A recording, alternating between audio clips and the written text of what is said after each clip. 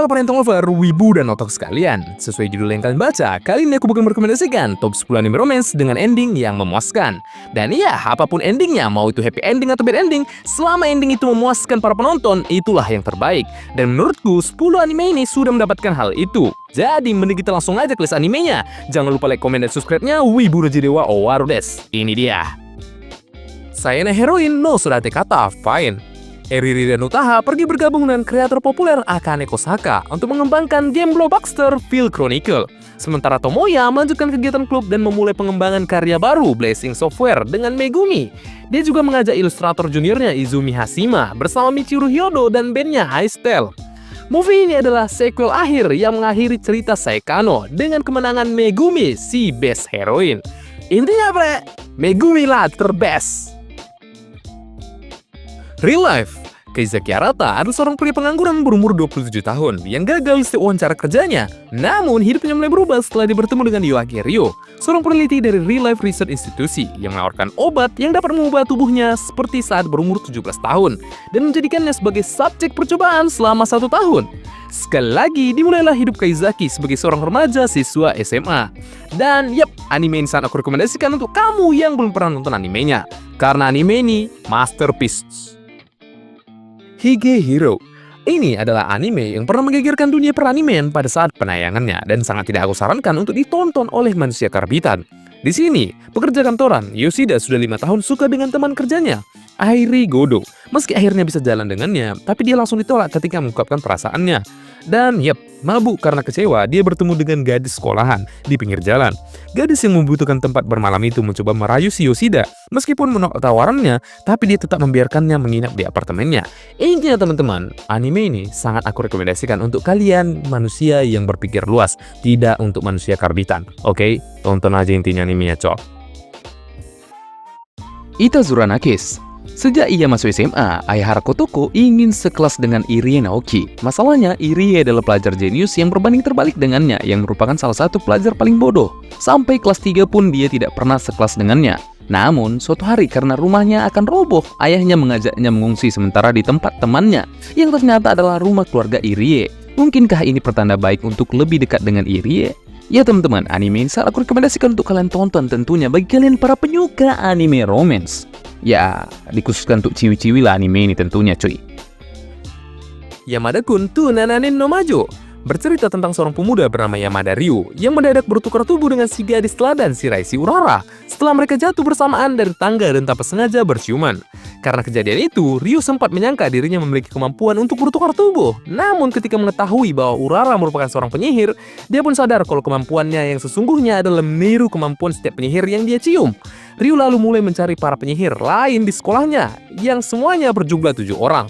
Intinya bre, anime ini sangat aku rekomendasikan untuk kamu. Jadi tonton aja.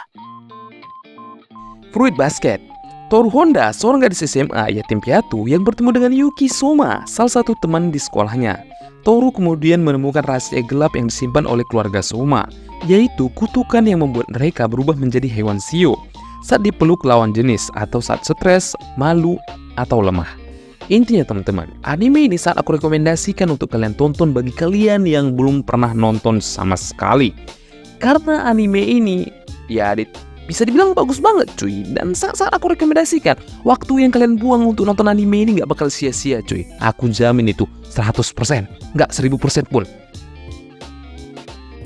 Ore Monogatari. Banyak hal baik yang bisa kita ambil dari karakter utama kita yang satu ini. Apalagi kalau kalian adalah wibu nolep yang introvert parah dan muka kalian jelek, wajib banget deh nonton anime yang satu ini. Mungkin hal-hal baik dari karakter utama ini bisa nular ke kalian cuk. Udahlah, intinya di sini. Godo Takeo adalah seorang pelajar SMA yang memiliki ukuran badan yang sangat besar. Berat badannya kira-kira 120 kilo dengan tinggi badan 2 meter. Dia menjalani kehidupan sehari-harinya dengan sahabatnya, Sunakawa Makoto, yang populer di kalangan gadis-gadis. Si Takeo sering tidak beruntung dalam kisah cinta. Setiap kali gadis yang dia suka selalu saja jatuh cinta kepada sahabatnya itu. Namun suatu ketika di dalam kereta, si Takeo menyelamatkan seorang gadis dari laki-laki yang mencoba berbuat mesum kepadanya.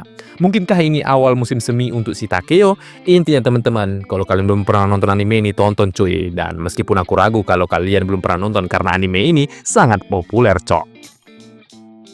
Tamako Love Story. Ini adalah movie dari Tamako Market dan juga sequel akhir dari cerita Tamako yang menceritakan akhir dari masa-masa SMA-nya Tamako.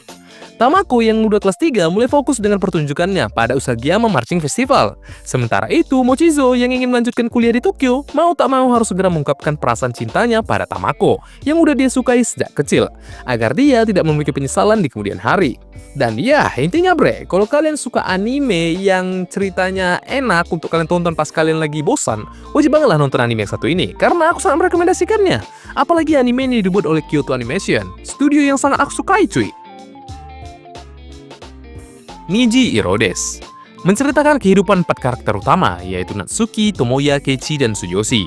Mereka mengisi hari-hari mereka dengan menikmati kehidupan sekolahnya dan berdebat soal percintaan. Natsuki menyukai salah satu gadis yang ada di sekolahnya, yang bernama Anna. Sementara itu, ketika temannya yang lain sering ikut campur dalam hubungan mereka. Intinya bre, bagi kalian para penyuka anime romance school, kalian wajib banget nyobain anime yang satu ini. Apalagi kalau kalian belum pernah nyoba atau belum pernah nonton. Intinya, aku sangat rekomen anime yang satu ini, karena setiap karakternya punya kisah percintaannya masing-masing. Jadi wajib banget lah kalian cobain cuy. Tomo-chan wa onna no ko. Bagi para ciwi-ciwi yang love language-nya adalah physical attack, tolong jangan berlebihan ya. Kami manusia, bukan samsak cuy. Di sini, Tomo Aizawa atau Tomo-chan, gadis SMA tomboy yang jatuh cinta pada teman masa kecilnya, Junichiro Kubota. Dia selalu berusaha membuat si Junichiro yang cuek untuk melihatnya sebagai gadis. Akankah perasaan murni Tomo-chan tersampaikan pada Junichiro? Ya, kisah romansa remaja Tomo-chan dan teman-temannya yang unik pun dimulai. Ini teman-teman bagi kalian yang love language-nya adalah physical attack, tolong jangan berlebihan cuk. Mungkin itu aja yang bisa aku tampilkan di video kali ini. Kalau ada kata-kata yang menyinggung, mohon maaf. Dan jangan terlalu dibawa perasaan, kita di sini cuma senang-senang aja. Jangan lupa like, komen, dan subscribe-nya, share juga kepada teman-teman kita di luar sana yang membutuhkan rekomendasi anime. Wibu Neji Dewa Owaro des, aku Vesa Sablow undur diri. See you, bye-bye.